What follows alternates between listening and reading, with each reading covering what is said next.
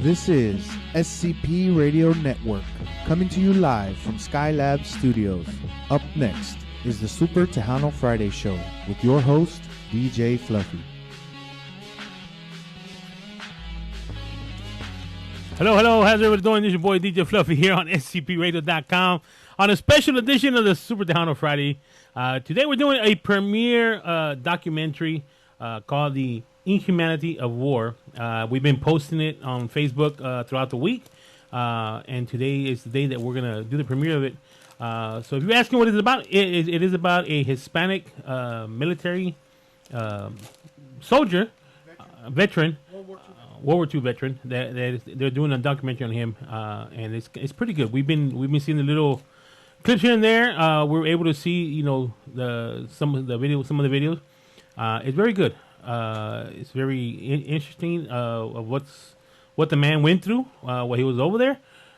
So we're gonna be premiering. I think it's 20 minute video long. Yeah, like 20 minutes. Yeah, it's like 20 minutes. So we're gonna start that off. But we're gonna first do the interview of the kids. Yeah, we got some kids that they selected some kids to be, you can say, the voice of the gentleman.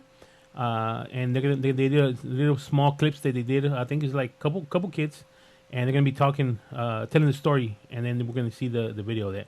So we're gonna play a little video of the interviews they did with the little kids, and it's pretty much just gonna tell the story of when he was a kid, as he's growing up, into he's going into the service. So we got the video. We're gonna play the interview first, and then we'll come back. All right, so we're gonna play the interview first, and then we'll come back.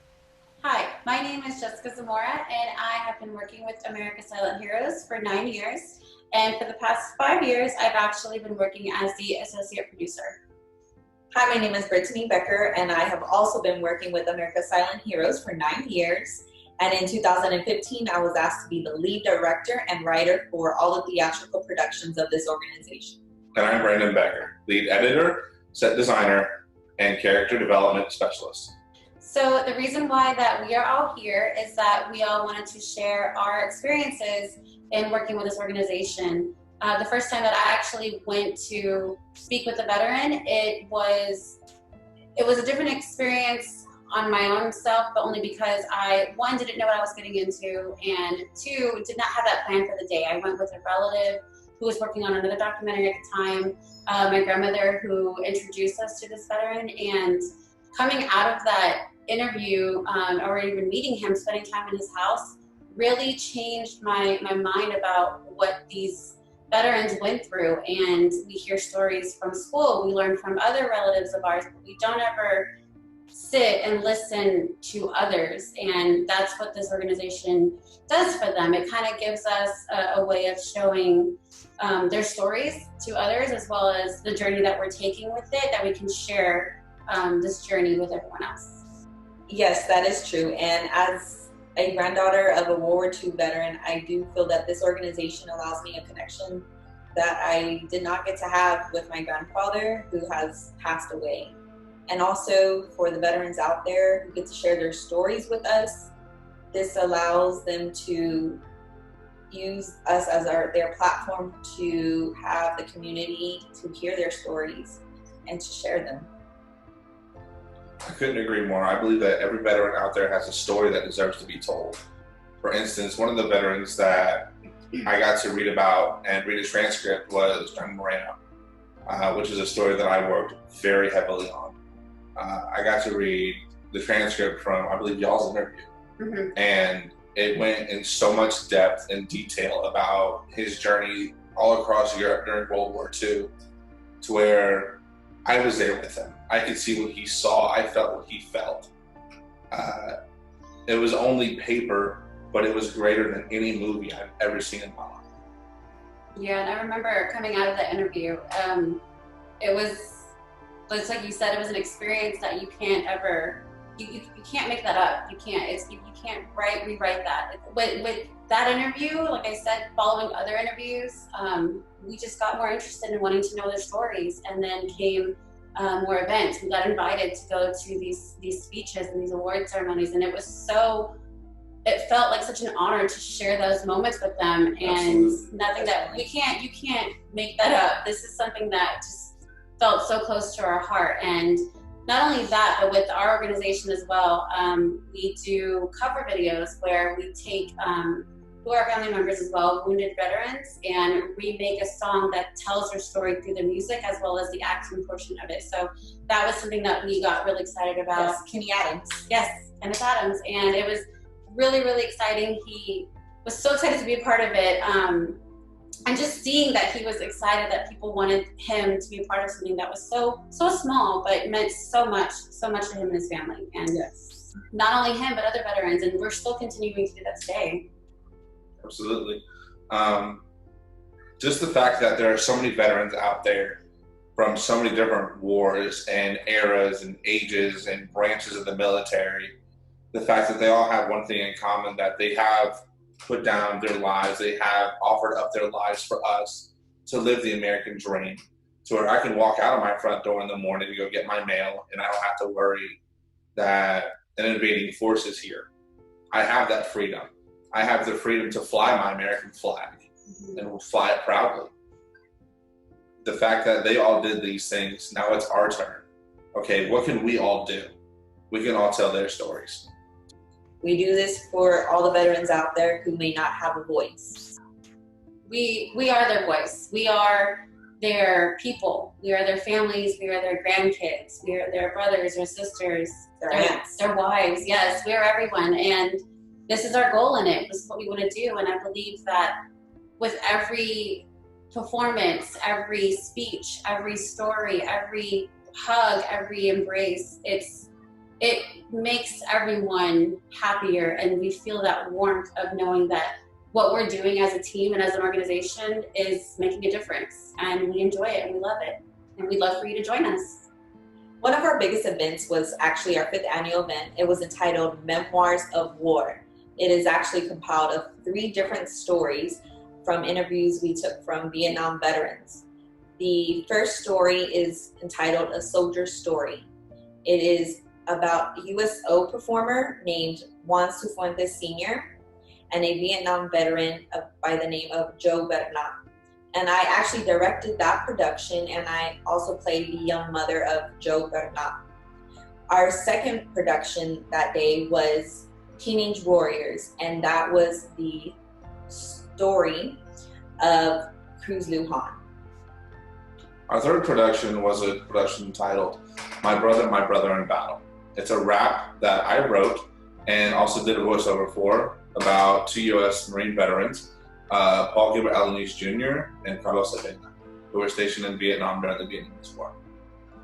And one of our most recent projects is a podcast version of Inhumanities of War, a reading portraying the life events of Johnny Moreno, featuring some of the young talent you will see in the interviews today. Thank you so much for joining us during this interview. And please remember to bring awareness to all veterans out there. Because you can be the voice of America's silent heroes. Hello, my name is Catherine Diaz. I'm 16 years old, and I've been a part of American Silent Heroes since I was 9. My first participation was when I was 11 years old, and I had the opportunity to portray a 13-year-old child warrior during the Vietnam War. That theatrical performance was called Memoir of Wars, and it was such an enlightening and exciting experience. Recently, I got to take part in John Marino's story and highlight the role of Ava, a 15-year-old. In this specific story, I was able to view the perspective of a singled-out veteran and enhance that experience for other viewers. I'm so excited to participate in future opportunities where I can showcase many more stories, learn from them, and eventually teach many others. Thank you. Hello, my name is Jose Guzman, and I'm currently a college student. For over 6 years now, I volunteer for the American Silent Heroes. I had a part in the last play, Memoirs of War for Vietnam Veterans, where I depict a story from a veteran during his time in Vietnam. And now, I fulfill the role of Johnny Moreno when he was 17 years old before enrolling into the Army for World War II. As an American, it is a privilege to represent veterans during their time serving and protecting the United States of America. And as a Latino, it is an honor to be part of tribute to magnify the often unheard voices of Latino and Hispanic veterans. Thank you and enjoy. Hi, my name is Joshua Horace. I am 14 years old and I played the role of 12-year-old Johnny Marino. I met Miss Lujan while I was rehearsing another play called Bacon. and she asked me if I wanted to audition for the role of Johnny. I auditioned for the role and got it. This is the first time I worked with America's Silent Heroes. I was very happy to play Johnny. Not only was it fun to play the part, but I also learned a lot. I learned about the involvement of the Hispanic community in World War II and what the soldiers went through. It has made me very grateful to be part of the Hispanic culture. Thanks to Johnny Marino and the rest of the troops, we were able to have freedom. Thanks and enjoy the play. Hi, I'm Ava Zamora and I am 11 years old and I've been working with America's Silent Heroes since I was 4 years old. When I was 4, I would help my cousin Kenny Adams with his speeches, and that's how I became part of this group. Being a part of this group really made me see the real story of what these veterans went through. One of my favorite things was participating in the story of Johnny Marino's reading. Doing this made me want other kids my age to learn about the real stories of these veterans. Thank you guys for talking with me today, and I hope you enjoy America's Silent Heroes. How you doing? My name is Michael Rodriguez. A little bit about me. I've been acting for about 15 years now. I haven't really done it in a few years, but since I was in about middle school, I've been acting, musicals and shows, Shakespeare, stuff like that. I first heard of Silent Heroes when I went to go see my brother Eric Rodriguez perform for, at the request of my cousin Stella. He was in a show about 2 years ago. She told me that there was a part for me, but at the time I was a little busy. But it was interesting. It was really cool to see some light shone on Latino military people, men and women. So I got really interested in the program, and so when she told me that she had a part for me in this new show, I was super excited to be a part of it. It was really well written. I got the material for adult Johnny, and it was an intense subject matter, very visceral, very harrowing, and I'm glad to be a part of it. The end result came out really great. I'm proud to support Latino military personnel from the past, and I think people should be more aware of our slice of history for this country, because I've known a lot of patriotic Latino men and women throughout my life. I had a lot of uncles that joined the military, and a couple aunts. So I'm very proud of every single one of them. What every soldier does for this country is very important. But I think it's also important to shine a light on the Latino aspect of it too, because we fought alongside every type of American there was. So these men and women definitely deserve recognition. I'm happy to do that with this show. It's great. I'm hoping that we can put it on stage soon. I know it's a crazy time right now, but just wanted to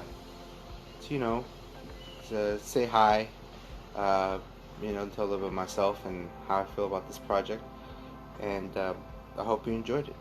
Hello, my name is Jesse Esparza. I am a professor of history at Texas Southern University here in Houston, Texas, and I had the privilege and the honor to work as the narrator for the documentary on World War II Private First Class Johnny Marino. I tell you, I had fun doing it. The story that was put together by Stella and Cruz Lujan, who in my estimation really sit at the center of trying to uncover the history of Latino veterans from Houston and the surrounding area. And I was impressed with the way they were able to incorporate a multitude of media and really use the students and the voices of young people to help promote this history. I also had the privilege and honor of meeting Johnny Marino back in 2015. I interviewed him for a project in partnership with the Houston Public Library, where we were trying to get the stories and the historical accuracies of Latino veterans of the Second World War. And in doing so, not only did I come to really admire Mr. Marino for his bravery and his courage and really his humility, I was impressed also with the experiences he had while he served in the U.S. Armed Forces. He was a part of the team that would come in as part of the D-Day operation. He would be a Holocaust liberator. And those things were fascinating to me for two reasons. One, when you sort of look at the history of the Second World War, Latinos rarely get a mention. And I think that there needs to be a correction for that. About 500,000 Latinos, as we understand it today, served in the armed forces, and they served in every branch of the military. And despite their obstacles, they proved themselves valiantly in the field, on battle, and in other regards, and would go on to be among the most decorated, proportionally speaking, the most decorated persons in the military. And secondly, right, I think that learning the history of Johnny really helps me understand that history is here at home as well, and history makers are in our neighborhoods, and history makers live in our communities, and they are not off at some far place or another part of the nation, and they're everywhere. So history is everywhere, and we got these gems everywhere, and it's really up to us to go and uncover them.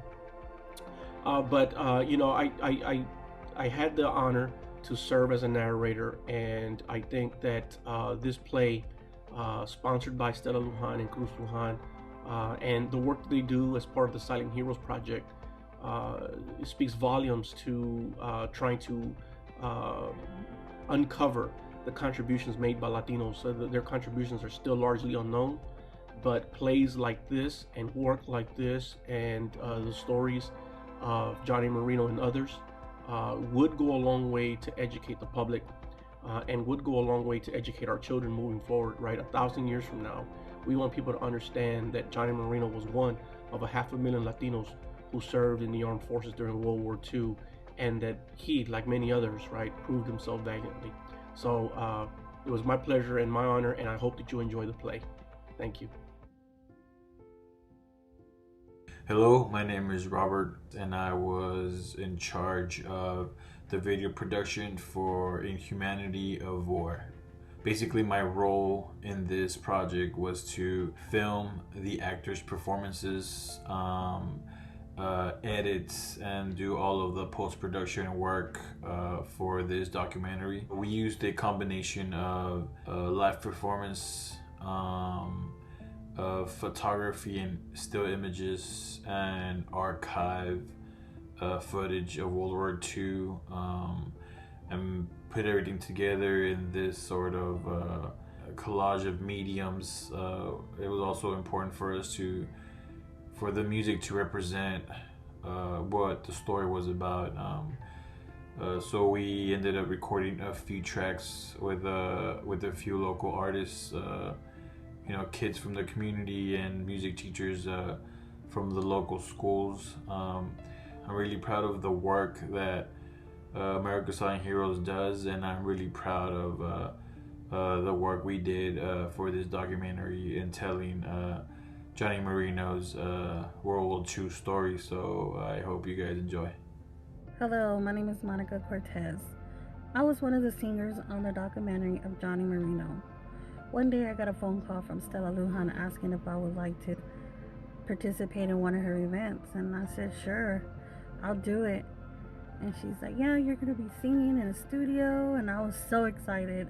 Oh my God, I was telling all my family. I was like, yay, I'm going to sing in a studio. I said, I've been wanting to do this for a very long time. And I'm so thankful that she gave me this opportunity. And it was a great experience. Thank you, Stella Lujan. My name is Sammy Cepeda. I'm currently a college student. I auditioned to be a part of the project for some music. They liked it, so they're now using 2 of my songs in this project, and I really hope you enjoy them. My name is Juan Miguel Sanchez. I am 9 years old and I study in 4th grade at Love Elementary School. When I took choir classes, Mrs. Stella Lujan did an audition for me and 45 other kids to sing Celito Lindo. I was chosen to sing Celito Lindo in the film Sir Johnny Marino. Ms. Lujan also took me a session of pictures to commemorate the life of Sir Johnny Marino. It was a great experience. All right, and we're back once again. Your boy DJ Fluffy here on the Super Edition of the Super Tejano Friday Show, talking about the premiere of the Inhumanity of War. So we saw the kids that were part of the documentary that they're doing. So I think we got We're gonna try to get home Mr. Robert Valdez right now. He's actually the one there he is. Hello. Mr. Robert, can you lower down your volume, please? Yeah, sorry. All right, there you go. How you doing, Mr. Robert? I'm doing fine. All right, you look a little bit nervous out there. Can you just relax a little bit, chill, and we're gonna have a fun time, all right? Yeah, let me relax real quick. There you go. Well, Mr. Robert, tell us a little bit about the documentary here that we're about to see in a few minutes. How did you get involved with it? So I got involved with it when Stella Lujan contacted me. She was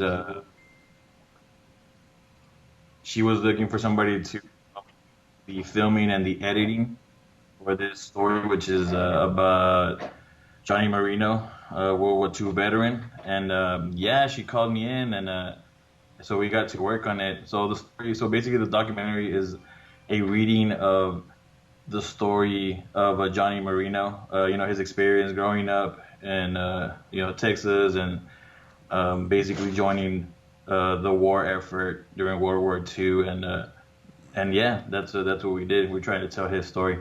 All right. Now the question: why Mr. Johnny Marino? How was he picked to be part of this? I'm not exactly sure. I mean, Stella just showed up with the script of the story, what they had written, and basically I was more involved in the video production. I guess they met him through the American Silent Heroes organization. So I'm not sure how they actually met Mr. Marino. Okay. Now you were involved with doing all the small video clips that we saw right now with all the kids. How was that experience, and how did the kids react to being involved with this? Yeah, I mean the kids they were like super into it. Like the little kids, like a lot of the people involved in this project that had been working with American Silent Heroes for a good while. So I mean they were real passionate about this particular project. So the kids did really well, and reading, and they took direction really well. I feel they really enjoyed it. And then also, we recorded some music, and we had some singers come in from like the local schools, which again, Stella herself had picked out the people that were going to be in the project. And but yeah, they were really into it, which got us older folks more into it too, just to see that the kids were passionate about telling this story and just doing the art behind all this stuff. All right. Now, how long did it take you to do this documentary, get everything ready to be able to, so we can see it? So I mean, it took a while because like I said, Stella and her writers, they had been writing the story for I'm not sure how long, but they had been working on the story itself for a while. And then whenever she brought the material to me, it probably took us like a good couple months just to get everything going. She brought photography. We filmed the actors reading the script, the editing, and all the post stuff. Yeah, it took us a couple months to get everything going. So It's been we've had it actually since like last year, but we just haven't released it until now. All right. Now, how your involvement with this? How does that make you feel to be part of something like this? Yeah, it's awesome. I mean, I really enjoy telling the stories and doing documentaries like of these kind, and being able to work with America's Silent Heroes and being able to tell a real story that is real moving and deep. I'm proud of like what we accomplished here, and I mean I can't wait for people to see it, see people hear a Marino story for sure. All right. Now, how long have you been doing this kind of work right here? Me? Yes. I've been doing videography and editing for about 5 years now, full time, like maybe 3 years. I mean, it started off as like hobby and stuff, and then I was like, I want to do this full time, so I went to school and I started trying to make network and connections, when I was in school, that's actually when I met Stella Lujan, who organizes all the stuff at America's Silent Heroes, and she's actually one of my first projects that I got to do while I was doing like my freelance stuff back in the day. All right. If you had to explain this documentary that we're about to watch to somebody that somebody has never seen, how would you explain to them? What can you tell them of what to expect out of this documentary and what to learn out of it? Yeah, cool. That's a good question. Yeah, so basically I just tell them that it's a real story of a Hispanic veteran who went to World War II, and this was his experience. So just watch it and basically learn from what this man went through, and I think that'd be a good explanation if I had to tell somebody in a quick way. Yeah, because you see, and I'm glad you brought that up. Hispanic Latinos. A lot of people don't know that Hispanic Latinos were also involved during the World War II.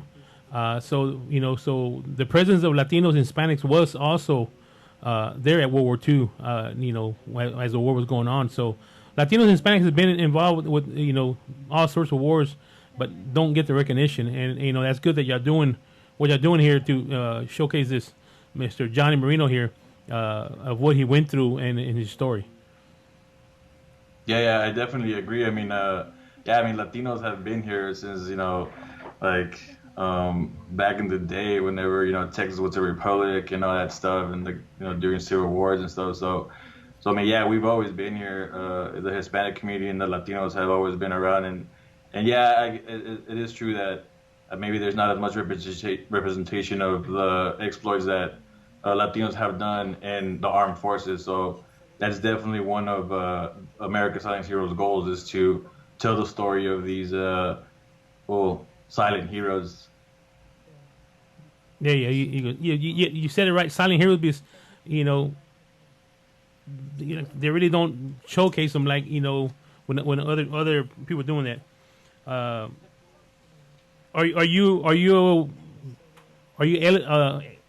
available to do other kind of works, like video work and all that? Yeah, I mean, if you go to my website, Last Cartographers, right there you can see my work and my contact info. So I mean, yeah, if I freelance like often, I have a couple running projects right now. So yeah, I try to stay busy, and but yeah, I'm definitely open to more work, especially if it's like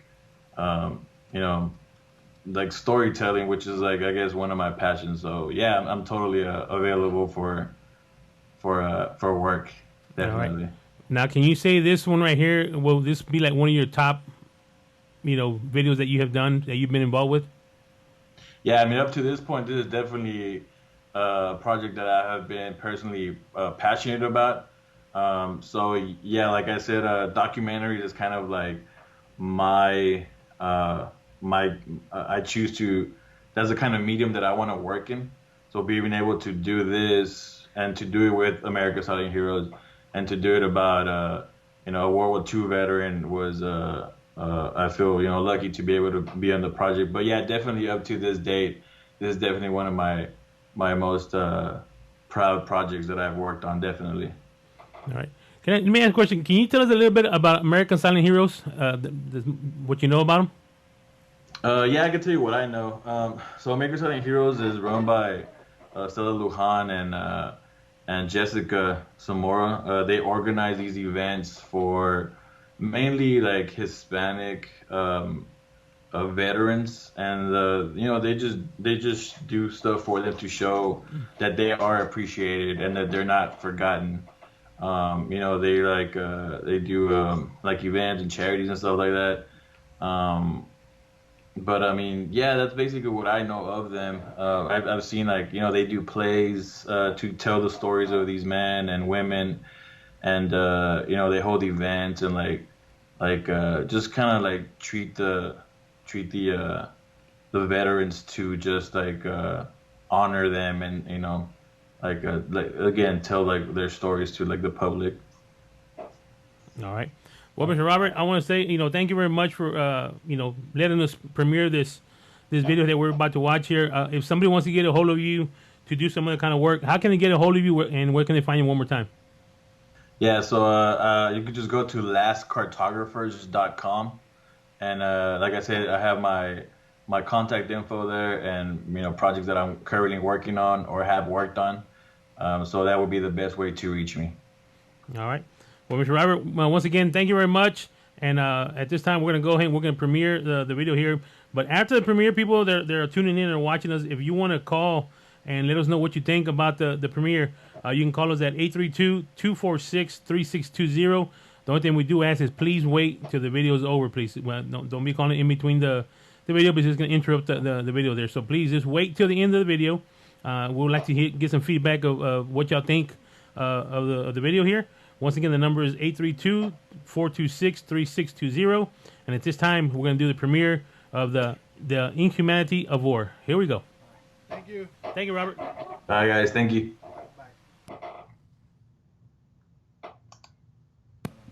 All right, that was Mr. Robert Valdez. He's actually the one that did all the filming. You saw the little clips that we did with the kids that were selected to do you can say the storytelling of the person. Because they selected kids from his childhood until adulthood. So yeah, they so he was one that took all the videos and recorded everything for them and put it all together so we can show what they went through. So once again, if y'all want to contact them, he gave you all the information on there. Give him a call. That's kind of work he does. So he is available to do other video work. So check him out. We've been seeing the video. It's pretty good work. So hopefully, like I said, you'll like the premiere that we're going to show here, and we want to thank Stella for giving us a premiere, for us being the first one to showcase it here on scpradio.com. And like I said, hopefully y'all like it. Like I said, and if y'all want to call at the end of the video to let us know what give us feedback on it. The number is 832-426-3620. But once again, we do ask that you wait till the end of the video to make those calls. All right, we got that ready, boss? All right, well, here we go, the premiere, The Inhumanity of War on scpradio.com.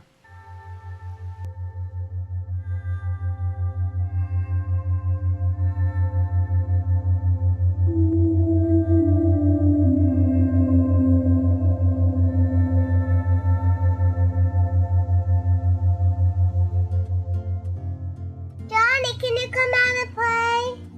Johnny. All of us are innocently born into life structured by different stages of human development. We go through the good, the bad. We get to hear within ourselves, and through life, we get to hear firsthand the exploding sounds of living as it unfolds. Johnny Mesa Marino was born into innocence with a total sense of security like the rest of us. He went through hard times, but held on to personal dreams for the future.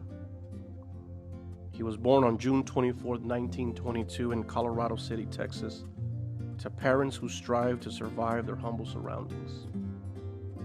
Sometimes the family was forced to relocate to different communities to continue their struggle for survival. One of these moves brought them to Crosby, Texas. As Johnny recalls, he realizes that he went through three main stages in his life: his youth, his adolescence, and an unexpected introduction to adulthood. Johnny's story begins with an account of the trials and tribulations of his young life.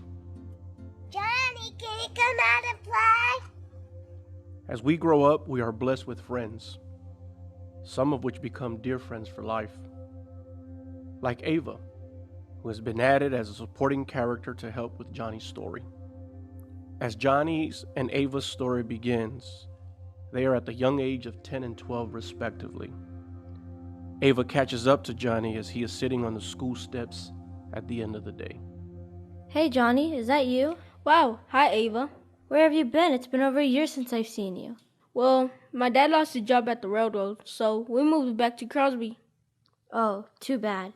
Hey, I heard your mom passed away. How are things now? Well, it's hard at times, but I still got my memories of her. I remember she would have me sit on the porch and I would sing with her. She would say that she loved the way I sang. De la Sierra Morena, cielito lindo, vienen bajando un par de ojitos negros, cielito lindo, de contrabando. De la Sierra Morena, cielito lindo, vienen bajando un par de. That's so sweet. Bet you keep those memories forever. I do. I'll never forget how during Christmas she would make little cotton balls and we would color them and put them on the tree. Do you know my dad got married again? He did? And your stepmom? What's she like? Well, she's not like mom, but she takes care of us. She is even teaching me how to read and write in Spanish. That's nice. I'd like to learn Spanish someday. Hey, maybe I could teach you someday. Thanks, Johnny. Hey, maybe you could be a teacher one day. Nah, I want to be a soldier. A soldier? I want to be a hero. Johnny, I was helping Mom clean up the house the other day and Daddy was listening to the radio.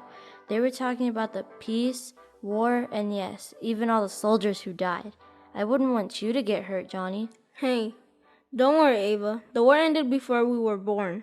There won't be another war for a very long time. I hope you're right. Now at war with Germany. Prime Minister Neville Chamberlain announced this fact in a broadcast at 6:15 New York time, 6:15 Eastern Daylight Time. The primary years of school have passed quickly, and a number of years later, Johnny is now in his last year of high school. As any teen, he has encountered a number of opportunities for adventures, but has also encountered a few minor scrapes along the way. Graduation is on the horizon. As Johnny continues his story, it is now January 13th, 1941. In high school, Ava sees Johnny and decides to catch up to him. She wants to know what's going on, and she wants to know how he's doing. Ava knows he's been through some rough times. Hey, Johnny. Oh, hello, Eva. How are you? I'm fine. And you? Well, I'm okay. We're making it. I'm sorry about your stepmom. I know it's been a while since she's passed away. It's alright. Thank you. It's just you, your brothers, and your dad now, right? Yes, well, I miss my mom and my stepmom. But you know what? It's a good thing my stepmom taught me how to cook, clean, and even sew buttons. It's really come in handy. I like it in the way it is now. You could say I'm the housewife. That's good. But can you believe we only have one more year of high school? It seems just like yesterday you moved back to Houston. Yes, I guess it does. Well? Well, what? Are you excited about graduating? Oh, I will not be graduating. Why? I've enlisted in the army. But you're only 17. Well, me and a couple friends went to the recruiting office the other day, and we told them we were 21. They said, okay, you're in. You, sign here. They didn't even ask us for our birth certificates. Can they do that? Everyone wants to join right now. The country needs us. Besides, it's only for 1 year. You know I always wanted to do this. I guess it's just, I thought maybe you had grown out of it, but I guess you've made up your mind. Well, you know, Eva, with what's going on in the world, you can't miss it. It's all over the newspapers and on the news, at the movies. You know, This guy, Adolf Hitler, he's trying to conquer the world. I want to serve my country and make a difference. I know, and it seems like it won't be much time till they try and come and conquer us. But what does your dad think of this? It doesn't really matter what he thinks. I'm so angry at him. Oh, Johnny, I'm so sorry. It's like he said, I wanted you to stay in school, but you already signed. You're already in. There's nothing I can do. I can't fight the government. You're right, that's true. But I'm really gonna miss you, Johnny. You're my best friend. Can I write letters to you? Hi, Ava. Of course. I'll write every time I put down my rifle. So best believe these things won't hold me. The fight has just begun. Johnny, now at the age of 17, has proceeded to fulfill his dreams. Dreams that unknowingly led to events that he could never have imagined. He continues to recall his military service that took place right in the middle of World War II. Out of heartfelt concern, Ava writes her dear friend with a series of letters to stay in touch. In the beginning, Johnny writes back, but after overseas deployment, his responses become more and more scarce. Obviously, the dangerous environment he found himself in greatly impeded his only connection to the distant world of sanity. Hello, Johnny.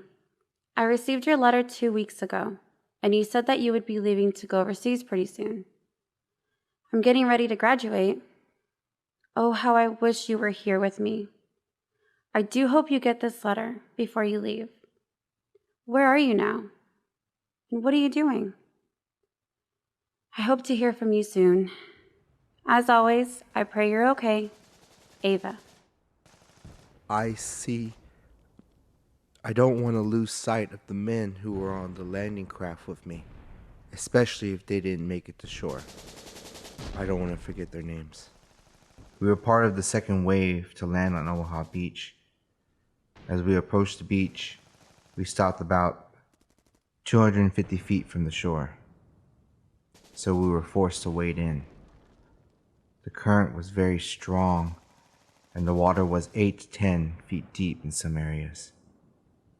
As we stepped off the landing craft, we were loaded down with 60 pounds of equipment on our backs. Many soldiers drowned as they stepped into the water. With all the mass confusion of the landing, we were being fired upon by the Germans, who were sitting on top of the bluffs above us, which was a position of advantage. We could see the traces of the bullets flying by us. With so many of the soldiers falling around me, I could not stop and render aid. The words kept echoing in my mind. Don't stop.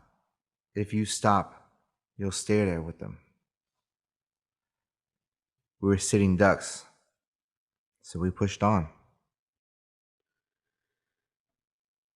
Dear Johnny, it seems like months since I received your last letter, but I will still keep writing to you.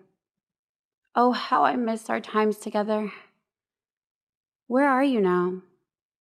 As always, I pray you're okay. Ava. I'm in the forest. It's so very cold. The ground is covered with snow. It's mid-December 1944. I'm taking a minute to rest, but I have to keep moving. The Germans timed this battle for the dead of winter. They're hitting us with everything they have. I can't stop to rest. I can't crawl into a foxhole and fall asleep. I'll freeze to death. If you are wounded and crawl into one, you can bleed out. There are no horsemen coming to help you. You'll die out there. I have seen the burial details having to use an ice pick to loosen the dead bodies from the ice and the snow of the foxholes and the frozen ground. I can't feel my feet. My toes are frozen, but I have to keep moving. It's 30 degrees below zero. Oh my God.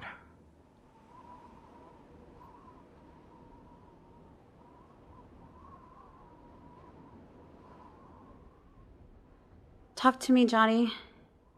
I sense something is wrong. What are you seeing? Ava.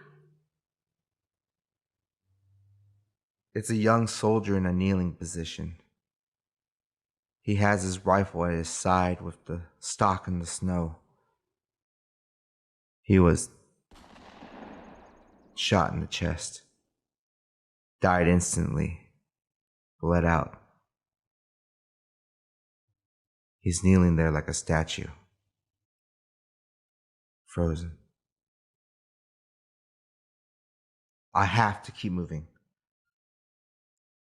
My dearest friend, I haven't heard from you. Where are you now? Where are you going? As always, I'm praying for you.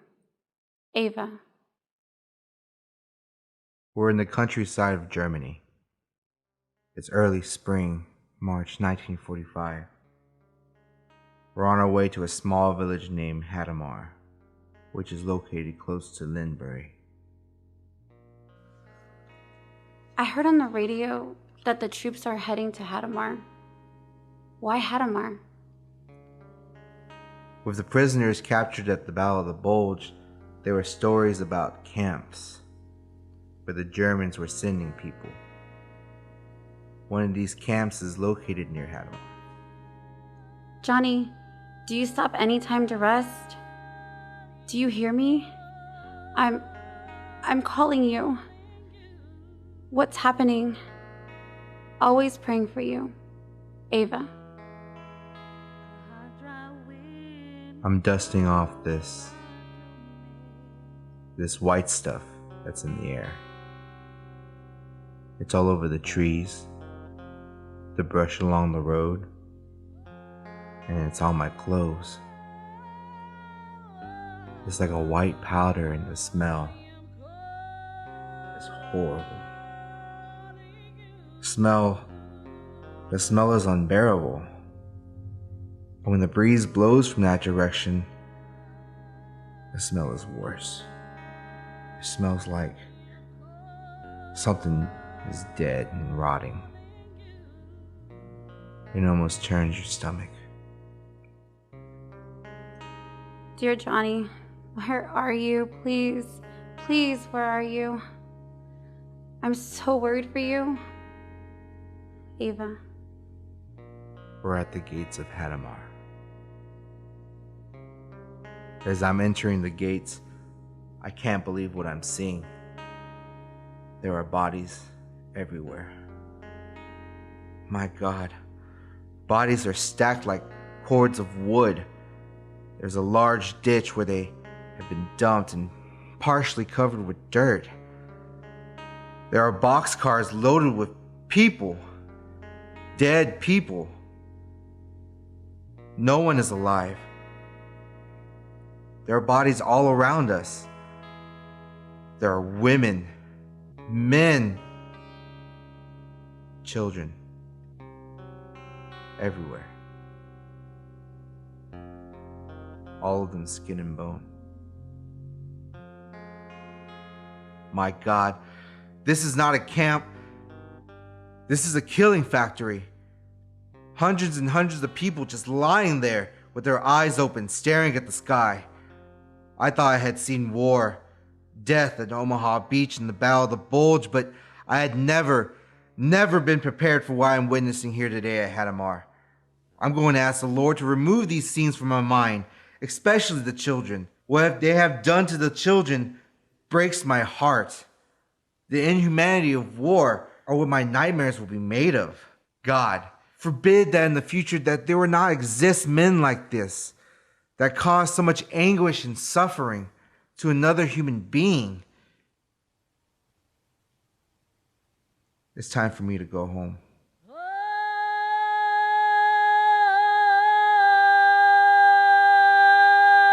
I am calling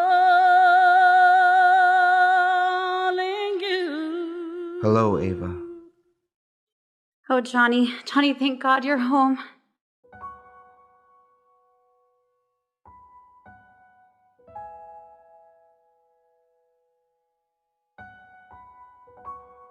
When Johnny left, he was a light-hearted 17-year-old spirited young man off to help his country. Now, years later, having seen firsthand the unimaginable hate and heartbreaking ugliness of war, he was mentally and spiritually broken. The war aged him well beyond the 4 years of service. The youthful, innocent dreams of childhood were now marred. Death and the indelible inhumanity of war were now burned into his eyes, into his mind, and forever into his heart. On October 1945, after his honorable discharge and return home, Johnny began to build a family. Despite that happy turn of events, he would never be the same.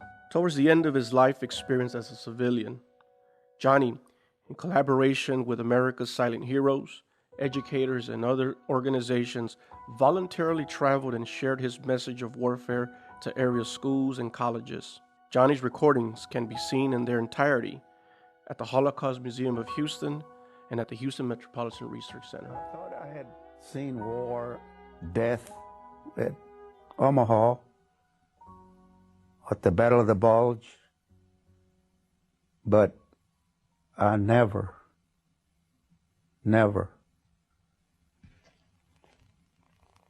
was prepared to witness something like Hadamar. I believe that all of us that were there at the time, that came back home,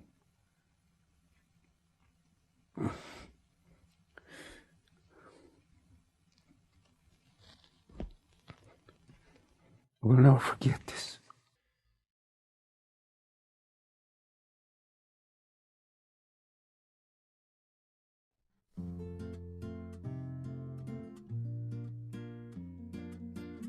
My name is Joshua Juarez, and I'm playing the role of Johnny. My name is Ava Zamora, and I'm playing the role of Ava.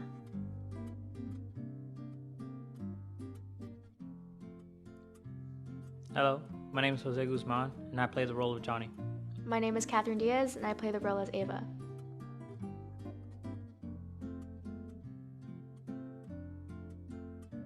My name is Michael Rodriguez. I played the part of Army World War II Private First Class Johnny Mesa Marino. And my name is Jessica Zamora, and I play the part of Ava.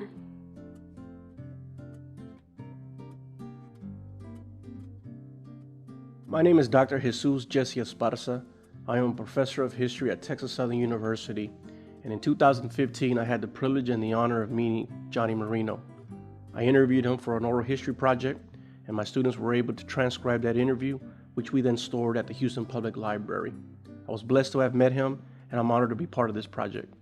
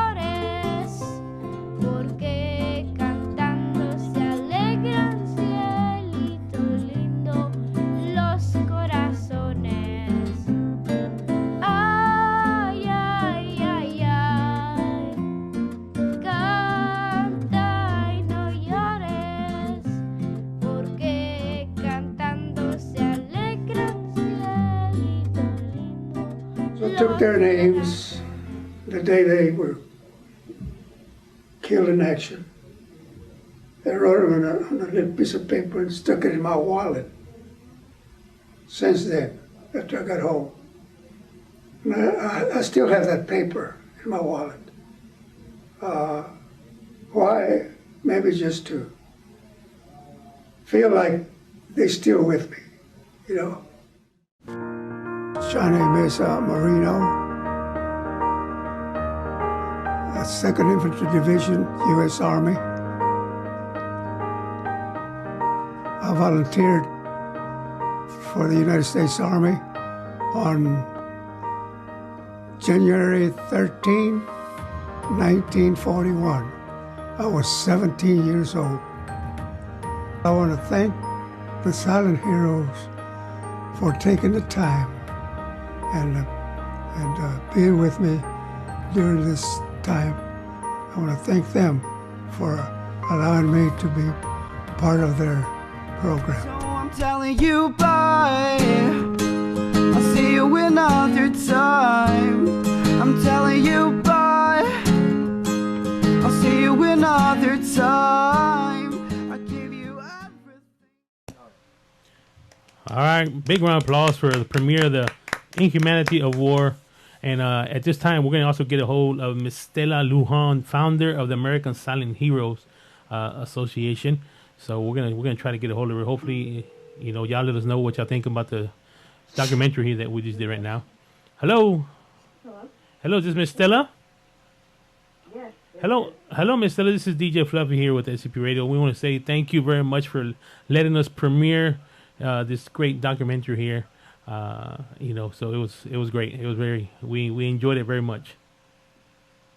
Oh, thank you. Thank you for having us. Now, Miss Stella, tell us your part in you're the founder of the American Silent Hero, right? What made you start this organization? Well, actually, I'm married to a Vietnam veteran, and we have a lot of veterans in our family, over 50 that I have been able to find so far. And I just wanted to, I think it was 2010, a cousin of mine who's a Marine veteran, also very come through, we decided to go to Merida's restaurant here in Houston and ask if they would support us in having a lunch for all the veterans and have their families pay for their lunch. And they all came out, and we were so surprised. So many veterans came out with their families. And I decided then and there that the following year we were going to start American Silent Heroes. So that's exactly what I did. You live with a veteran all your life, and you really don't know their stories because they never say anything. They never talk about war or about anything for that matter. And one day I looked at my husband and I said, you know what? I never really looked at him as a war veteran. So I just looked at him as my husband, and I decided, you know what? I'm a photographer. I've been a photographer all my life, and I said, I can do this. I can try to do something for our family and friends, and that's what it's become. So. Wow. Now, Ms. Stella, let me ask you, what made you choose Mr. Johnny Marine to do this documentary on him? Well, actually, we've done many plays, and we've done a lot of events. But Johnny, I met Johnny, and he just grabbed at my heart. He's very, very humble, and he had said that it took him a long time to be able to speak about war. And we're talking he's in his 90s now, so I picked him up. I would pick him up at home, and I would take him to different schools to tell his story. So, and he would always be around where we were at, and I would ask him to come out, and be with us. He would. Him and many other veterans. We would have many speakers at our events. We have generals. We have lieutenants. You name it, we have it, and they're all speakers. Different wars from World War II to Afghanistan. So Johnny was very special to me. He was one of the older gentlemen, and he told his story to us. And I thought, what a beautiful way for the kids to, because I love to work with kids, and I really want them to learn about history, of our veterans and what they do and how they have the freedom, especially Latino veterans that we have, and Johnny was just one of my special. They're all special, Fluffy. They're all really special. But Johnny just grabbed at my heart. And a year later, he passed away. And I had told him that we would do his story one day. It took me about 2 years to finally get it together and do it, and get the kids and do a lot of research and had my writers sit down and do the story from his transcript, that the professor had had written, and his kids in school had written. So it's all we all do everything together. We all the grown-ups, we get together to get these kids to understand what these veterans have gone through for their freedom. So here we are. Now, Ms. Stella, to pick all these kids that were part of this documentary here to tell the story, what process did you use to select the what can you call them, the actors? How did you select them? Well, we put out a call and we asked, they all know what I do now, I hope. And I just called and say, who wants to come and audition for, we have parts for this, and this, and they will come out and they'll audition, and I'll see which one fits to what. And surprising to me that these three boys, young, middle, the youngest and the elementary and high school, and then up to the one that went to war, they all look alike. It's it just fell into place for me. I was about to ask, were they related? Because they look alike. No, they're not related. They just all look alike. It just so happened that there were a couple of kids that came into audition and were not able to, some of them didn't want to do it or for whatever reason, and, school and things like that, and others that just didn't fit, the part. So I have to be very careful who I pick to do certain parts. And these kids came in, and the oldest one, which is Mike, he's my cousin, and I had always had my eye on Mike to do this particular scene of Johnny for the past 3 years, and he said yes, and they all look alike. It's unbelievable. At the end of the day, when Robert and I got through with it, I said, these guys all look alike, these kids. So worked out for me, and all the Avas look alike in a sense, So yeah. I picked pretty good, I guess. I picked them well. All right. And then we have singers also come in and do music. I look at everything to be able to make sense of it. And I have to get the kids in order for other kids to pick. I think when you see a video or a documentary or anything, you have to catch a young kid's eye, ear, and mind of what's going on. And what better than their own peers, their kids that are their own age. And that's going to be the only way that we can do this. That's what I figured out, instead of having all grown-ups do stuff, do the stories and things like that. But we also do music videos. We did a music videos with one of the veterans, the youngest one from Afghanistan that we have, and he was a wounded warrior, and he came in, and one of the girls sang a song, and she decided she would like to have him do the music video with her, and we did it. So, it's good for them. It's good for their soul, and it's good for the kids to learn and be educated at the same time. All right. Well, I'm gonna tell you right now. Once this COVID-19 pandemic passes, I would really like to have all the kids in here and be able to talk to them, face to face and one-on-one and ask them questions. I mean, I know, they're probably shy. They're probably nervous. But I would really like to have them in the studio. Everybody that was involved with it, and come in here and we can talk about it, face to face, and because it was good to know. A lot of people don't know that the Latino Hispanic culture was also involved in World War II. A lot of people don't know that the presence was there of Latinos because it's never talked about. We also know of ones that were involved in World War I. Wow. So it's really, a lot of people don't know. It's like the professor said, there's so many, and so many stories out there, So, But I have good writers, and I have a good associate producer that helps me a lot. You know, I started out by myself, but these kids came in and kind of, they finally, you know, they're my voice in a sense, because I can't be everywhere. If I'm auditioning or doing, I have to have the writers do their own thing while I'm away doing other stuff, you know. So we all come together, and I would love for them to come in and talk to you as soon as this is over. It's so important. It's really very, very important. Yeah, let's set it up. Let's we'll keep on talking. But I would really love to have them all in here. You know, and just dedicate one of my shows just to that right there. Because I think it'll be good to have the kids in here and let them talk about the experience with what they had going through it, reading through it, and get their feelings on it. See what really was going through their minds when they were doing this. But I also have to give thanks to the parents, because the parents are so willing for their children to come in, because some of these kids are, you know, 10, 8, 9 years old. So the parents give 110% helping us out. So I have to say thank you to all the parents that are behind the scenes helping me.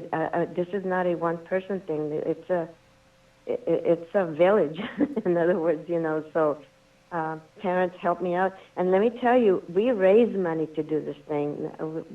Nobody pays us to do it. I have to raise the money to be able to, you know, to get the uniforms, to get this or to get that, because we've done so many other plays for Vietnam veterans. And we've done also a documentary on a POW from Korea. And one of my proteges, her name is Roxana Guzman, she did this, and that would be another topic, because here you're hearing the story from the veteran himself that was a POW in Korea. It's amazing, it's just amazing to me, all the stories that there are out there. So do you plan to continue doing more stories this type of stories?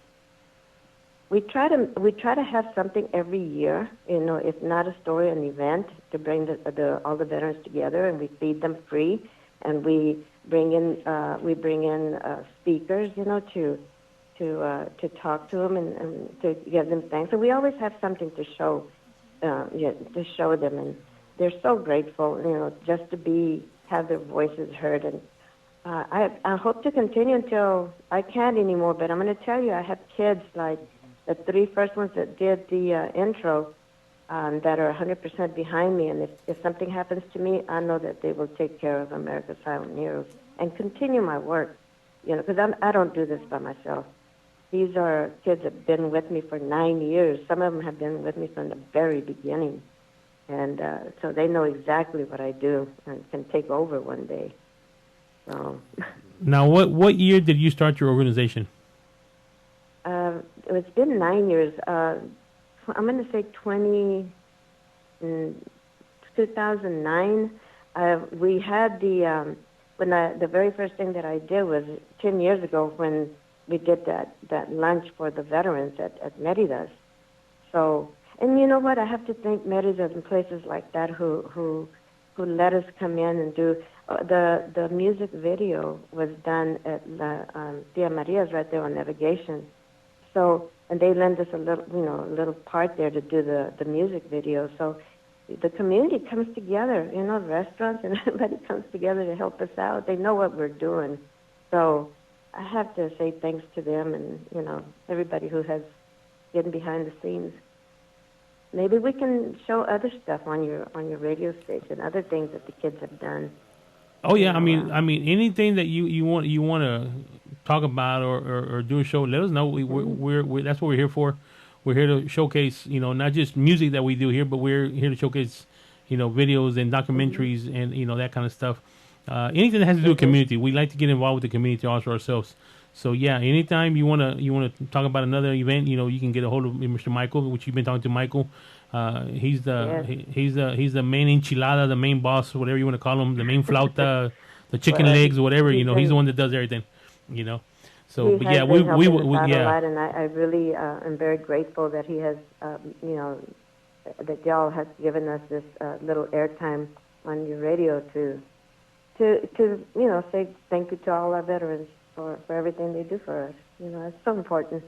But I appreciate everything, and maybe we can bring you the other documentary of the POW. Well, we would love to have it. Yeah. We would love to have it. Now, are you a nonprofit organization or? No, we are not. We are not. We raise our own money, and we do everything by ourselves. So Okay. All right. we are not. But I do with the kids, because everybody does everything for free. Nobody asks for money. Nobody, we do pay Robert because it is a business with him, but he's so easy to work with. So easy to work with. I've known him for quite a while now, but we do raise money to be able to do this, and to pay for the rent wherever we go show the plays or the theatrical plays that we do, or videos or whatever. We do have to pay rent in those places and buy the food to feed all the veterans, because we always feed the veterans for free that come out. And so, we do a lot of things during the year to raise the money.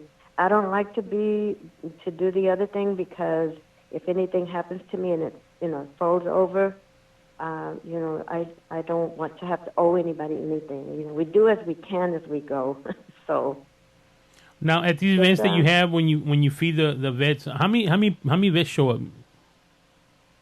The one at Ripley has 300 of them. 300? We had 300, yes. Is that just the vets, or is that with their family?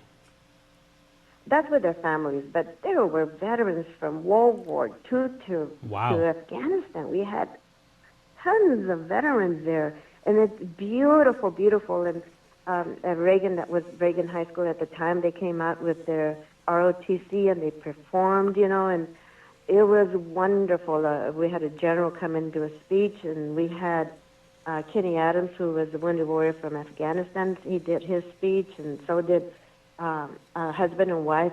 She's a major and he's a captain, and from I think it's from the Gulf War. And they came out and they spoke. They're from the Valley, and it's really exciting because they all have different stories. They do speeches for all the veterans there, and then we have the ROTC from different schools to come out and do the opening, with the bugles and everything else. So we do a big production, big events, huge.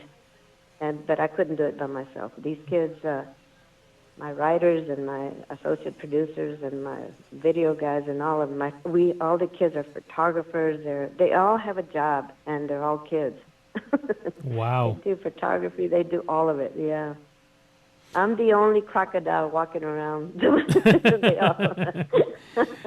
Now, Miss Stella, if there's people out there listening that want to help out with the organization, that want to donate, how can they get a hold of you? Where can they go to do donations and that kind of stuff? Well, I'm on Facebook under Stella_Lujan at yahoo.com. When it's time for me, I do have a few, companies, mainly MCA Communications and let me see what's the name of the other one. My other cousin, he Amco. Let me see. I always forget this. Femco. It's another company that they always sponsor me every year. They've been sponsoring me for 9 years. Wow. And so, sometimes we have Kroger that, helps us with the food. They sponsor the food, or Fratelli's restaurant I'm in, and the Aquarium restaurant. We have a few people who do sponsor us when we take the time to do it, because I'm the one that has to go and find sponsors all the time. And times are rough right now, and so it's kind of hard to ask people for money. Yes. So we thank God that we finished this last year, and that, everything was taken care of. But I know that this year, coming year, and the next year was probably going to be a little hard for everybody, to donate or to be able to help us out. So, but it gives us time to go into our next project, because we have a lot of veterans that have told us stories, that we want to put out there. So, and the kids, they don't ask for a penny. What we do for the kids is we get the letters of community service from the city to so they can have for their college. They do everything during the summer. Uh-huh. So they get a letter. You know, I go and ask for a letter to show the hours that they spend doing community service for our veterans, which will help them for school. You know, so wow, that's how we do it so All right. far. Well, like I said, it was a great honor for for allowing us to premiere this documentary here, and we look forward to working with you on some more documentaries. Like I said, we would love to showcase as many as we can as you allow us to. Yes, of course, and I noticed that it was delayed a little bit as we were looking at it. So I guess those are things that happen. You know, we're so used to doing it on stage or something. You know, but I had never done it on the radio or anything. Yeah. It has a small little delay. It's funny how you know it's going to happen. I mean, I've seen it happen to even the ABC or CBS. I've seen that happen before, and I thought, oh my goodness, it's happening to us. Yes. We're in. We made it. Y'all made it to the big stars now. We made it to the big screen. Yay. But once this pandemic passes by, I would really love to have you here in the studio along with all the actors that were involved with the documentary, and I would really love to talk to them one by one. And just love it. I would love to see really what was going through their minds once they got this completed. And let me ask you, have they seen the finished project? No. They have not seen it yet. Okay. No, they haven't. Okay. They haven't even seen their interviews. They just last night we finally got the little bitty one, that interview, and Robert he works fast. I have to commend Robert. He has so much other things going, and yet he always picks up the phone when I call him. He always ready to help. He never says no. He never says later. He never, never. So I have to say, I have good people, working for me. I have good people always behind me, and God bless them all for doing this. All right. Well, once again, Miss Stella, thank you very much for your time. We look forward to working with you, and we enjoy being part of this. And once again, we look forward to having you in the studio and work with you some more. All right. Thank you so much. I appreciate it. Thank you so much. No problem. You have a good night, ma'am. You too. Bye-bye. All right. That was Miss Stella Lujan there, ladies and gentlemen. She's the founder of the organization. She's the one that got together. So as you heard of her, they got more documentaries they have done on different people. So we'll be looking forward to posting some more of the videos here on scpradio.com. And I want to thank everybody for tuning in tonight. This was a special show, edition of the Super Tejano Friday show. So I want to thank everybody for tuning in. Once again, before we get off the air, if anybody has any questions, wants to give us a feedback on it, number to call is 832-426-3620. Let us know what you feel about it, what you think about the video. And if we go off the air, go on our Facebook page, scpradio.com, and let us leave a comment on there. Leave a comment. Let us know what you're thinking about. What you think about it. I think it was pretty good documentary they did there. Like I said, a lot of people like me probably didn't even know that the Hispanic and Latinos have been involved with since World War I. But they don't get the recognition as everybody else. So once again, we want to thank everybody for tuning in. This is your boy DJ Fluffy, the king of the airways, here on scpradio.com.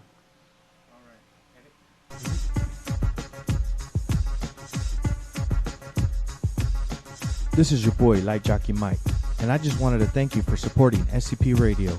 That's the end of our show, but please be sure to check us out on spacecadetpro.com, where you will be able to watch our videos, find and like all of our social media accounts, and chat with us. While you are there, click on the radio tab, where you will be able to see the show schedule and all of the different ways to reach us. You can also listen to us from there if you are on a PC or laptop. Thanks again, and remember, we are the future in entertainment.